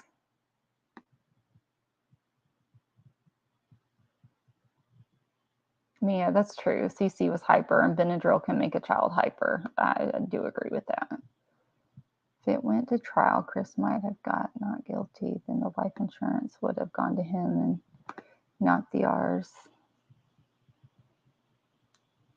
Yeah, so Oh my gosh. ATS, like, ooh, we can talk about this forever, but my thoughts completely is that if it went to trial, he would have walked, period. The whole, like, let's push for a plea deal is something I, as a mother, I don't understand. I don't understand it. Oh, it's so hard even as a mom to even like, I don't even want to think of like, oh, if it were mine, because I don't even want to put my kids in the middle of that. But I will tell you, I would not want a single question left unanswered. I would want to know who, what, where, why. What the hell were they thinking? I mean, like, I kid you not. There is no way I would be like, we need a plea deal. He just needs to plead guilty. He didn't know. I need to know what happened. And maybe it's just difference in opinion and difference in parenting and difference. I have my own beliefs about that, but I will straight up tell you, if it were somebody in my family, I've got questions. I need to know. And I would not care. And this whole taking the death penalty off was part of forget that. That's the stupidest excuse I've ever heard in my entire life for a plea deal. No. You think for a second, as the parent of someone who lost their child and their grandchildren, you think for a second I'm going to care about a death penalty that probably won't happen for 40 years? No. That joker's staying on the table, and we can take this junk to trial, and you can take however much time you need to put a case together. But I don't know. Someone else can try to convince me otherwise. I will wholeheartedly read your opinions and your views on it. But I am telling you, had this thing gone to trial early 2019 or in 2018, that man would not be sitting in prison right now. Whether he did it or not, it wouldn't be any different than the other people walking around that are just as guilty, scot-free right now. And the scariest part is there are children involved. And that means that if, in fact, someone else actually helped him, which, in my opinion, there's no way he did this all on his own. If someone else knew about it, contributed, or played any part in it, and they are still walking around scot-free right now, it could be your next door neighbor. And that is scary, because that just means that these people were capable of doing this horrific thing to these children and just walking away. And that part just disturbs me to my core. I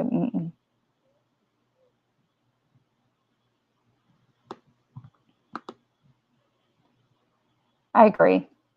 Again, it goes back to, there is no way that this man never questioned anything. He just went along with everything.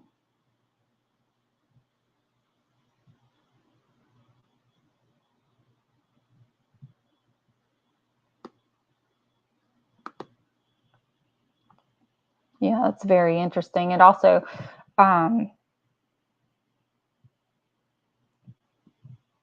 What's the Obsession says, in New York State, I can tell you this as a fact, that at least 30 pictures and or videos posted to Facebook by mom would have triggered mandating a report. It's up to CPS to sort the rest.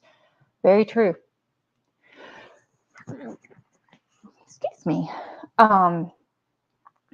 Very true, in the sense of CPS does essentially have to sort through whatever is reported.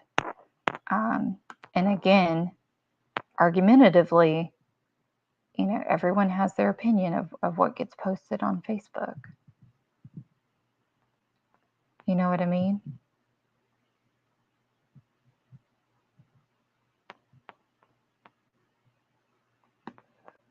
ATS, you think that Chris, You think Chris told them that the life insurance wouldn't have gone to them if he didn't plead out?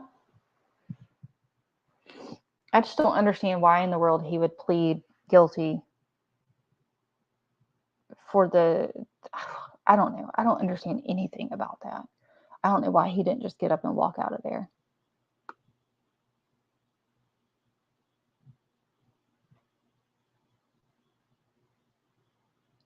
What's the obsession? I think that's a really good point too. You have to be able to report what you've observed.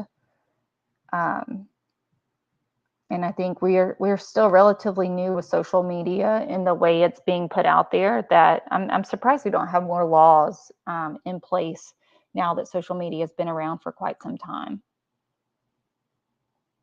Dream suburb, I agree. It's not to say that I think the man is innocent. I don't think the man is innocent as anything. I think he was an extremely passive aggressive male who did his damage behind closed doors. And I think they were just a very toxic, catastrophic pair, and all hell broke loose.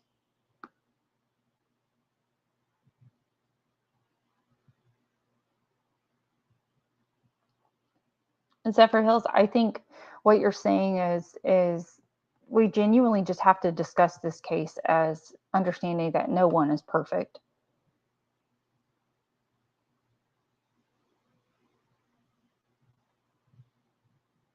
ATS, thanks for clarifying that about the life insurance.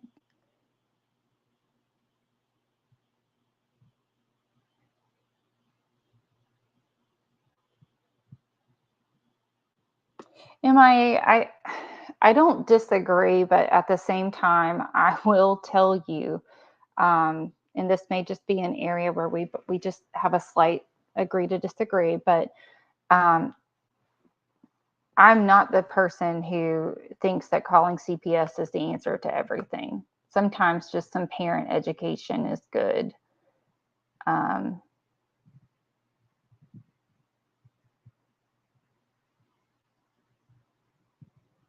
Let's see.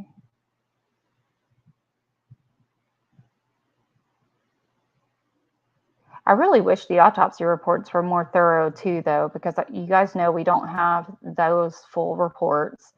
And because of that, I don't feel like we have the full physical picture of it either.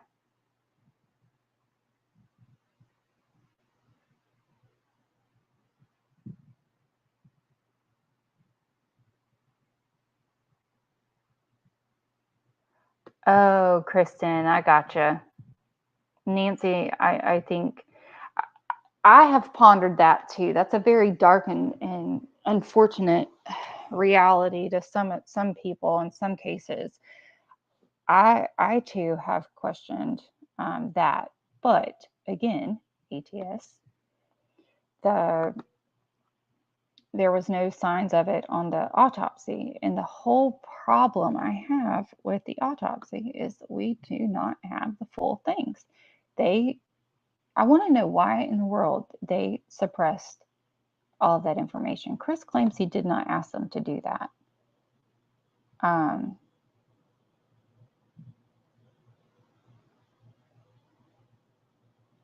I was a stepmom for 2 years to a beautiful girl who had allergies and all.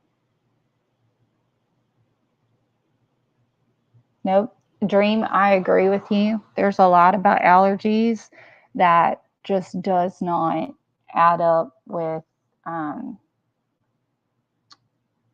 some of those life choices. I will just leave it at that.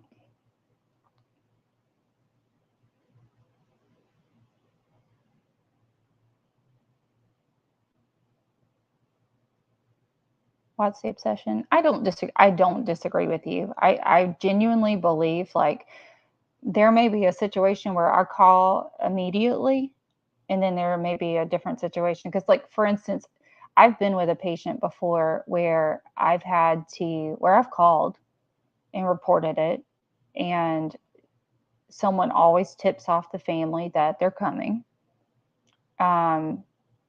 They meet and greet the family at the door. It's, hey, how are you? Everything's great. welcome in. Sure, here's my nice clean house and everything is all put together. And what ends up happening is CPS looks at the situation and they're like, oh, well, the kid is safe and has a roof over their head and they're not homeless, they're not living in the shelter, and they're not in foster care. So we're just going to leave them here. And then they walk out. And then you deal with it over and over and over and over again. And so it's unfortunate for sure.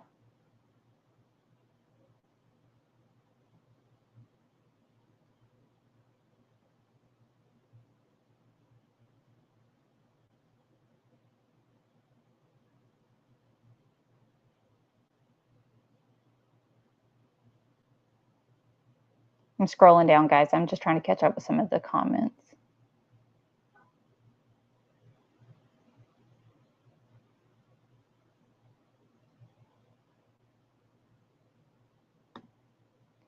That part right there is precisely how I feel. There is no way in this world I'd be giving him the death penalty myself. There is no way you're going to tell me that somebody does away with your kid and grandkids and you're going to, please. Maybe we were made from very different cloths, but not this mama. Not this mama at all.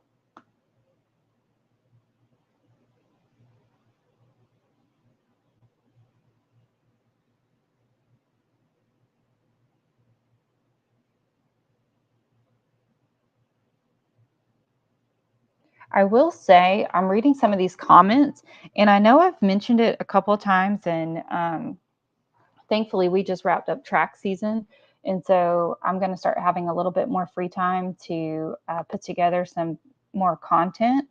But I had a trip up to Aberdeen back over Christmas, and there are some things that I've been seeing floating around YouTube, and I was there Christmas Day, I was there Christmas Eve. So there's some things that I will be addressing, and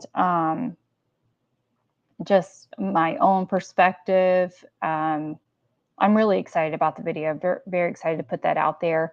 But I will say that there's a lot that visiting that little town brought to my attention. There's a lot. And I'm hoping that once I get the video done, it'll help it'll help educate some more on just the concept of the small town and the demographic of that area, and what that looks like. I will tell you, I've never in my life felt so unsafe in a grocery store. And again, I went and I never announced it. It literally was a trip last minute that my son and I took. But my thoughts shifted a lot after that trip.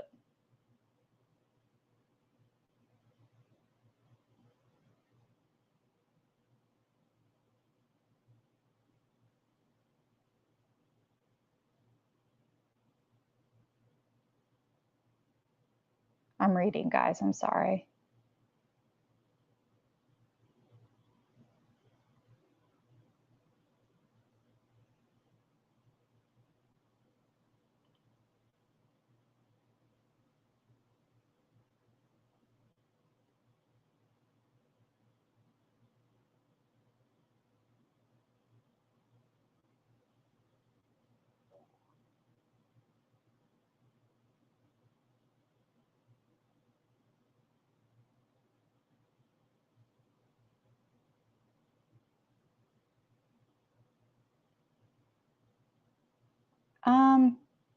So this is something that happens a lot within families, is you'll have in-laws or even your own parents who don't agree with how you're parenting. And again, I think it just goes back to, you can educate and you can inform,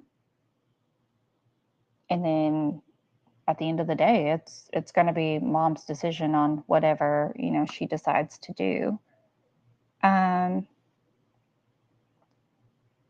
Amy, I do kind of I do gather this from some of the posts as well. Again, a lot of this is going to come back up in that Aberdeen video that's coming, because there's a lot of behavioral things that Shania does that is 100% explained by the area that she grew up in. Wholeheartedly believe that. And that's something I will be touching on, because I know it's a touchy subject, but it is very, very important.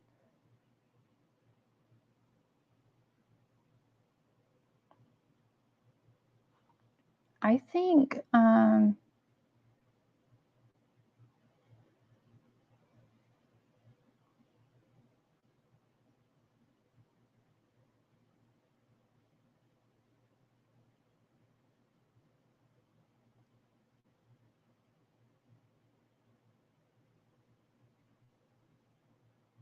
Watch Save session, absolutely agree.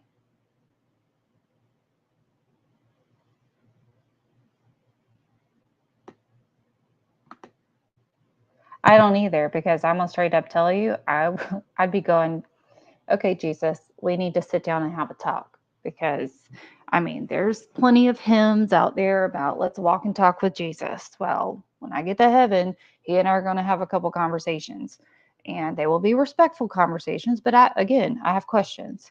And so this whole, they don't believe in the death penalty because they're Catholic. The part that I have a problem with is there is no mention whatsoever of any religious beliefs.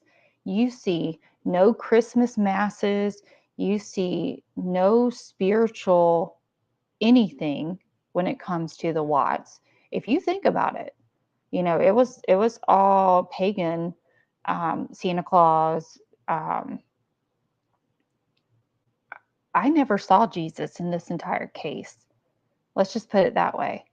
And then you get down to the one person that just did this god awful thing to you, to your kid and your grandkids, and then suddenly now God is the reason why you're not going after a death. I don't buy it. And even God, even Jesus turned over tables. Even Jesus got angry. There's a thing called righteous anger, and you are allowed to have it. You can't act out of that anger and commit a sin, then you get in trouble. So I really think that lack of knowledge of the Bible and lack of a relationship with God is all evident in this case. And that's just my opinion, but there was no religious influence in this case at all. And if anything, it became confusing when certain things were being introduced through Kessinger.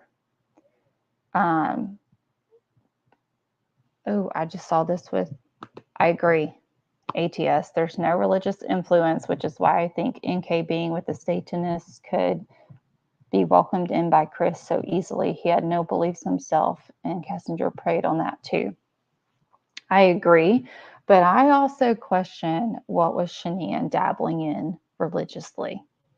And I say that because even Shania has skulls, and she has all these different decorations, if you will. I will say, I think she bought some of those decorations from the nail salon, because I noticed quite a few of the very same and similar decorations when I went and got my nails done about a month ago. I do question what she was dabbling in herself. So that to me is something that probably needs to be looked in even more, is the religious and spiritual component of it.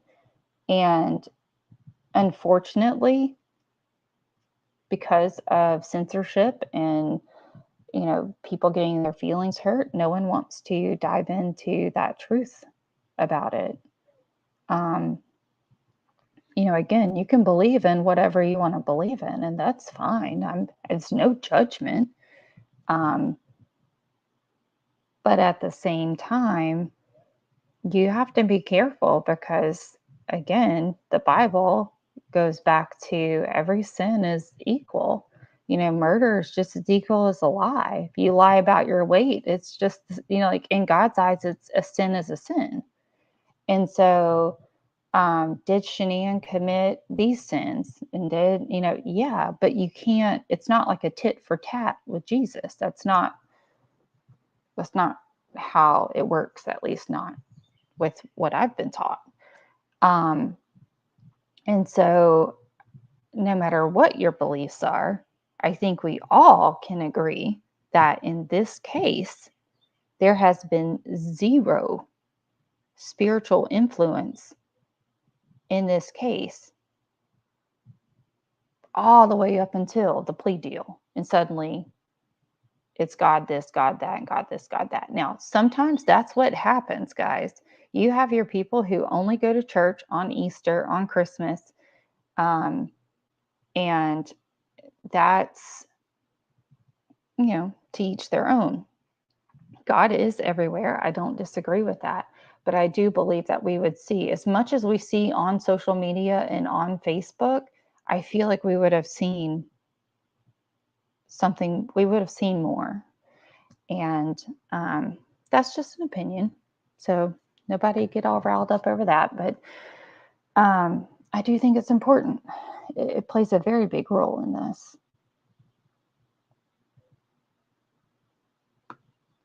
I think the DA was bringing in anything and everything he possibly could to try to make sure that this stuck, because he knew if he had to prove a case, he did not have one.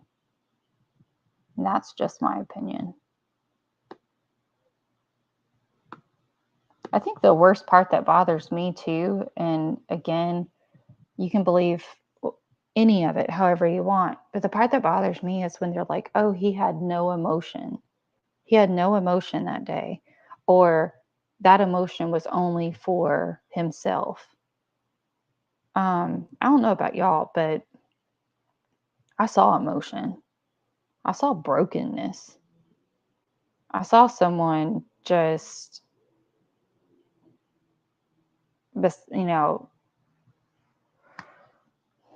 overwhelmed. It's probably a good word. And again, I'm not saying he did or didn't do one thing or the other. I'm just saying that the narrative that was being pushed out there was he had no emotion. I don't believe that. Yeah, you could see the tears. You could see the crying coming. I mean, there was one point when you could tell he was pissed off. I do believe that. And it was right around the time when he was asked to sign. I believe another creator had said that he was like at being asked to sign off on the autopsy or something, because they were trying to perform that before he even, like, the defense wasn't even able to be there originally. And so I don't know. There's so much to this case. We could literally talk. It's already been 2 hours, and I was trying to keep it at under an hour, but there's so much to this case, and that's why we keep coming back,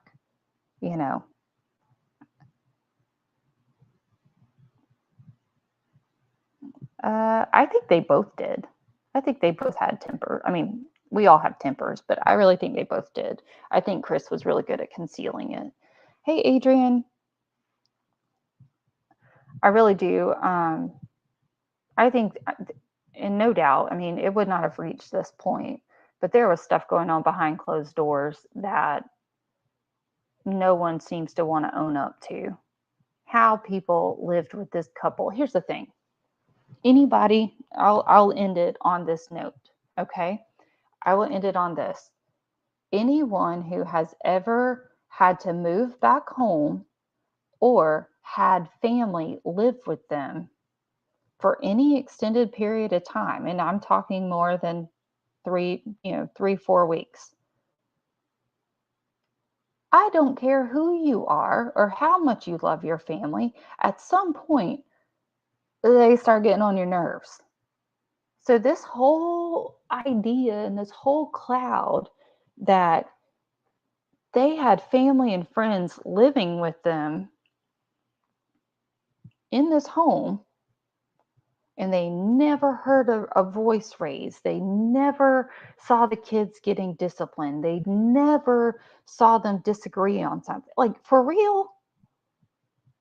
That's the stuff I don't understand, is why be so dishonest? Because that's where people are missing the mark, and that's where those gray areas are not getting addressed. And then you don't see it as a red flag until you have a tragedy. So we have to be able to have those uncomfortable discussions and those uncomfortable,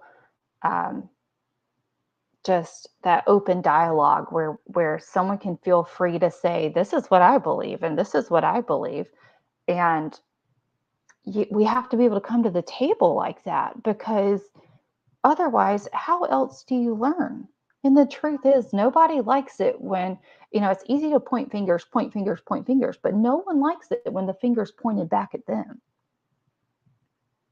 And so I'm going to leave you guys with this and end it on this note. But guys, you can love your families and you can love your friends, and it does not mean that they do not get on your nerves at some point or another. Okay, the point is that you have to be able to have a healthy conversation and, make some personal growths in there. So part of my channel, I've done some synopsis. I've got to get back to it. I do want to finish the Hold Me Tight synopsis series. That book it's a lot to digest. I will tell you that much. But I'm always open if there's some books that you've read. One that I will be sharing probably more so in the Aberdeen video it's called 7 Habits of Highly Effective People. It came highly recommended through a couple mentors and spiritual counselors. And it's actually a very, very interesting book. So I do recommend that. So if you guys have books that you want to recommend, feel free to drop them in the comments below. I'm all about it. I did link our Facebook page. It's the Chris Watts Didn't Act Alone, myself, ATS News, CDT, Unravel. We have a whole group of mods and creators that are in on that group, and it's just great material where we can come in and share our perspectives and our thoughts on the case, as far as like whether or not, there's many of us that do not believe that this case is just as cut and dry as they would like for us to believe. And it's my hope that on this channel, we're going to look at these cases and really just hone in on the gray areas and the red flags so that we can discuss it, and then you can take it back to your own personal life and your own personal relationships, and hopefully build and make them stronger and better. So I hope you guys have a wonderful, wonderful Sunday. It's still Sunday here, and I'm so thankful, so appreciative for you guys joining me, and thanks for bearing with me through all the technical issues. But thank you. Oh, Zephyr Hills, thank you so much for that super sticker. I appreciate that. Again, I'm really hoping that now that we're heading into the summer, there's no, track season is now done. We just finished up districts this past week, and I am looking forward to this summer and getting some really good content out for you guys. But please know I take my time, because I really want to make sure that I have looked and researched each angle of the information that I'm going to be putting out there. So thank you guys so much. I greatly appreciate it. And that Aberdeen video will be coming out, I'm hoping, by the end of this week. So again, have a wonderful Sunday, guys. Thank you so much. Bye, guys.